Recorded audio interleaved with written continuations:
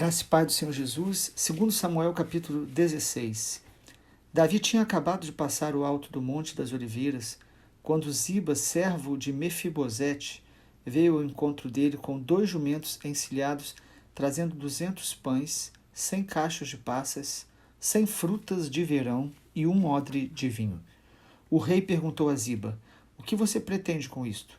Ziba respondeu: "Os jumentos são para a casa do rei, para serem montados, o pão e as frutas de verão para os moços comerem, o vinho para os cansados no deserto beberem." Então o rei perguntou: "Onde está o neto de seu senhor?" Ziba respondeu: "Ele ficou em Jerusalém, pois disse: hoje a casa de Israel me restituirá o reino de meu avô." Então o rei disse a Ziba: "Tudo o que pertence a Mefibosete é seu." Ziba respondeu: "Eu me inclino e que eu encontre favor diante do rei, meu senhor." Quando o rei Davi chegou a Baurim, eis que dali saiu um homem da família da casa de Saul, cujo nome era Simei, filho de Gera, e saiu e ia amaldiçoando.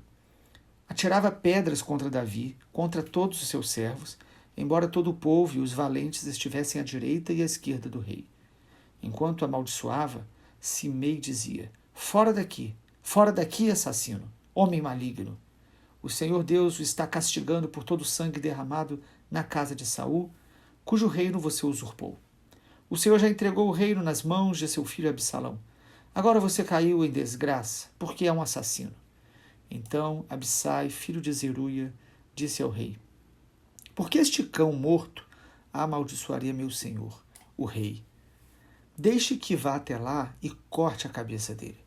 Mas o rei disse: "Que tenho eu a ver com vocês, filhos de Zeruia? Deixem que amaldiçoe, pois se o Senhor lhe disse amaldiçoe Davi, quem poderia perguntar por que você está fazendo isso?" E Davi disse a Abissai e a todos os seus servos: "Se o meu próprio filho quer me matar, que dizer desse benjamita? Deixe-no em paz, que amaldiçoe, pois o Senhor lhe ordenou. Talvez o Senhor olhe para a minha aflição e o Senhor reverta em bênção a maldição que ele está proferindo no dia de hoje." E assim Davi e os seus homens prosseguiam o seu caminho, e também Simei ia pela encosta do monte, ao lado dele, caminhando e amaldiçoando, e atirava pedras e terra contra ele. O rei e todo o povo que ia com ele chegaram exaustos ao Jordão, e ali descansaram. Absalão e todo o povo, homens de Israel, entraram em Jerusalém, e Aitofel estava com ele. Quando Hussai, o arquita, amigo de Davi, se apresentou a Absalão, disse a ele: "Viva o rei! Viva o rei!" Porém Absalão disse a Hussai: "É esta a sua fidelidade para com o seu amigo Davi? Por que você não foi com seu amigo?" Hussai respondeu a Absalão: "Não, aquele a quem o Senhor elegeu e que foi escolhido por todo este povo e todos os homens de Israel, dele serei e com ele ficarei. Além disso, a quem serviria eu? Será que não seria ao filho do rei? Como servi ao seu pai, assim servirei a você." Então Absalão perguntou a Aitofel: "O que vocês aconselham que devemos fazer?" Aitofel respondeu a Absalão: "Tenha relações com as concubinas de seu pai, que ele deixou para cuidar do palácio. Todo Israel ficará sabendo que você se fez odioso para com seu pai, e todos os que estão com você ficarão animados." Então armaram uma tenda para Absalão no terraço, e ali, à vista de todo Israel, ele teve relações com as concubinas de seu pai. O conselho de Aitofel que ele dava naqueles dias era como resposta de Deus a uma consulta. Tanto Davi como Absalão seguiam os conselhos de Aitofel.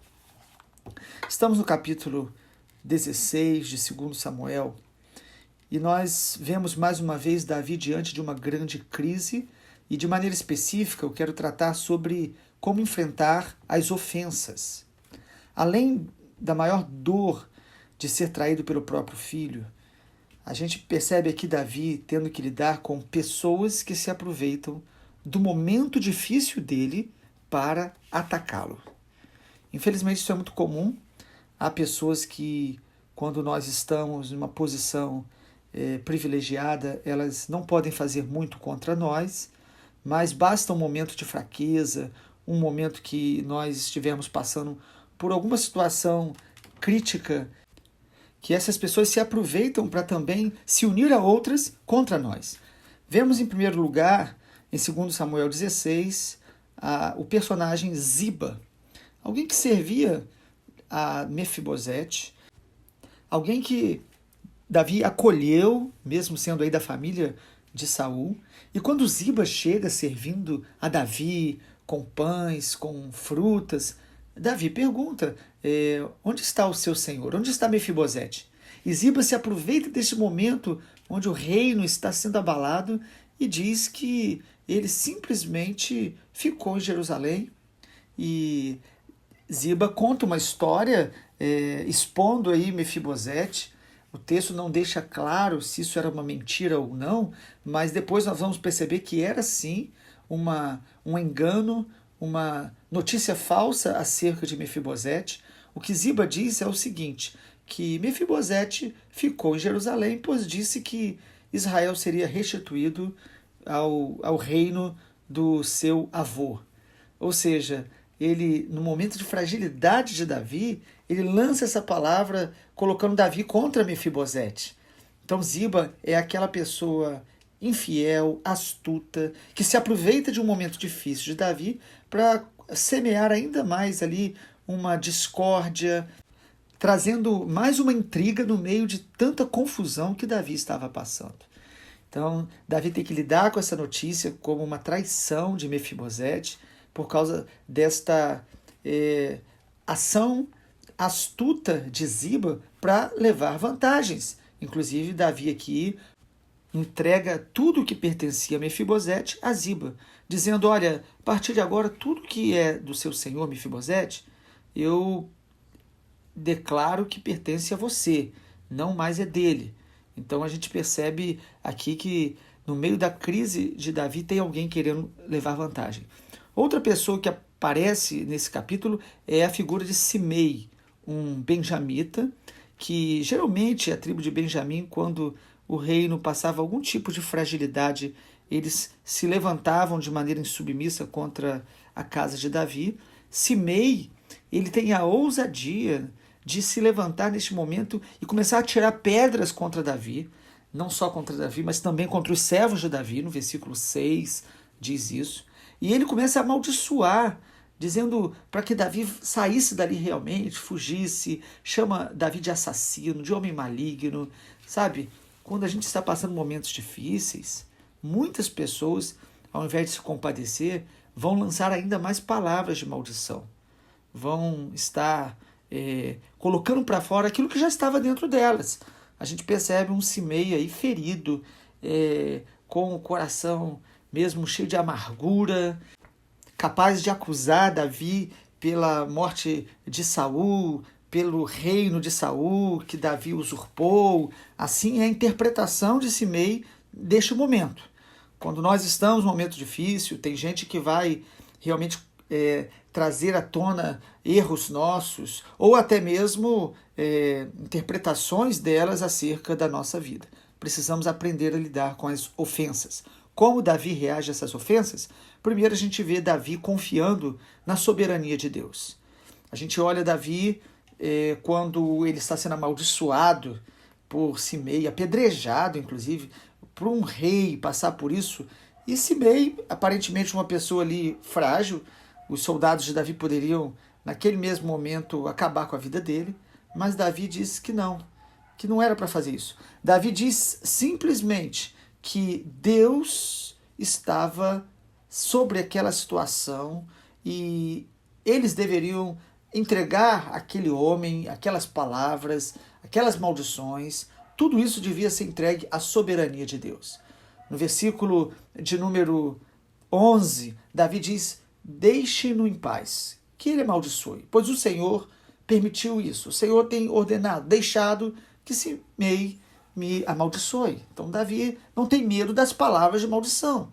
Versículo 12, Davi diz que o Senhor olhe para a minha aflição, que o Senhor reverta em bênção a maldição que está sendo proferida no dia de hoje.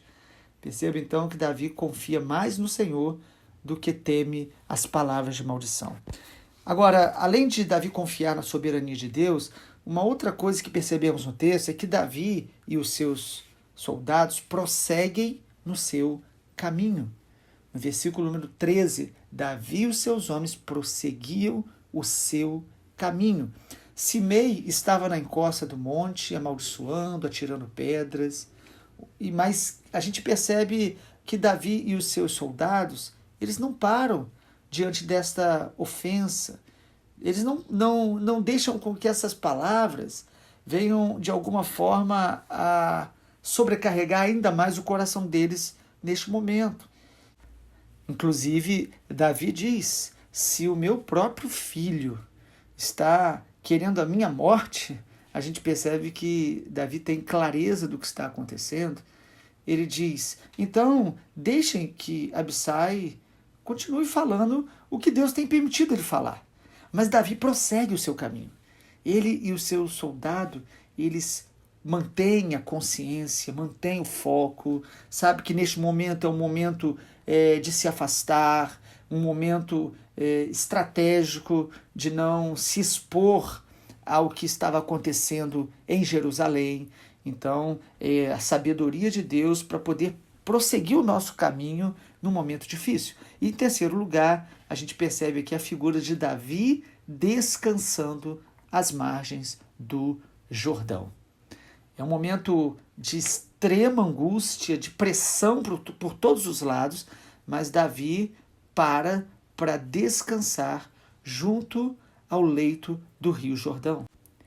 A gente percebe a figura do Jordão na Bíblia, quantos milagres aconteceram ali, quantos momentos importantes na história de Israel. E é interessante que Davi, mesmo diante de tanta angústia, ele sabe descansar. Nós precisamos aprender a descansar, a entregar ao Senhor nossa ansiedade, a realmente confiar que o Senhor trabalha por aqueles que nele esperam. Davi para um descanso importante às margens de um rio que lembrava as vitórias de Israel, os milagres de Deus já acontecidos até ali, que o Senhor possa nos ensinar com essa reação de Davi diante das ofensas. Confiar na soberania de Deus, prosseguir o nosso caminho, descansar no Jordão. O capítulo 16 termina com Absalão ouvindo aí o conselho de Aitofel. Aitofel era um conselheiro extremamente usado por Deus, com sabedoria, mas Aitofel aqui está contaminado, porque mesmo um homem de Deus, um conselheiro, ele pode ser contaminado quando ele busca os seus próprios interesses, quando ele quer agradar pessoas de maneira oportunista. E quando o conselheiro faz isso, ele começa a pecar contra a sua própria consciência. Aitofel ficou no palácio, Davi orou de maneira específica para que Deus confundisse o conselho de Aitofel, e Aitofel, ele aconselha Absalão a abusar publicamente das concubinas de Davi. Um ato terrível, de vergonha tremenda, e Absalão ouve esse conselho, e inclusive se cumpriu uma palavra profética, porque Deus havia falado através de Natã que o pecado de Davi, que ele fez em oculto, o seu filho faria publicamente. É um juízo de Deus também sobre Davi, mas que não diminui a gravidade do pecado, da maldade do coração de Aitofel e de Absalão, de levarem a cabo tamanha ofensa contra Davi e contra o nome do Senhor acima de tudo. Um capítulo triste na história de Israel e de Davi, mas o Senhor é soberano e Deus estava trabalhando para, de alguma forma, ensinar a Davi, ensinar a Israel, ensinar a todos nós a viver uma vida que honre e agrade o Senhor, para que não venhamos a ter que lidar com tantas consequências de pecado que podem trazer tanta ruína sobre família, sobre o nosso ministério, sobre a nossa própria vida. Vamos orar. Pai amado, que a tua bênção, o teu favor seja sobre nós, nos dando um coração reto, um coração obediente e um coração que se arrepende do pecado, para que nós não venhamos a ter que lidar com uma vida de aflições devido ao pecado, devido à dureza do nosso coração. Que o Senhor também nos ensine, Pai, a lidar com os momentos de ofensas, de agressões verbais, de pessoas que se levantam nos nossos momentos difíceis, que nós possamos ser como Davi, abençoar, confiar no Senhor e prosseguir o nosso caminho, descansando nas tuas promessas e na tua soberania. Em nome de Jesus, que a bênção do Senhor, o Shalom, a tua paz, seja sobre nós, para a glória de Jesus. Amém.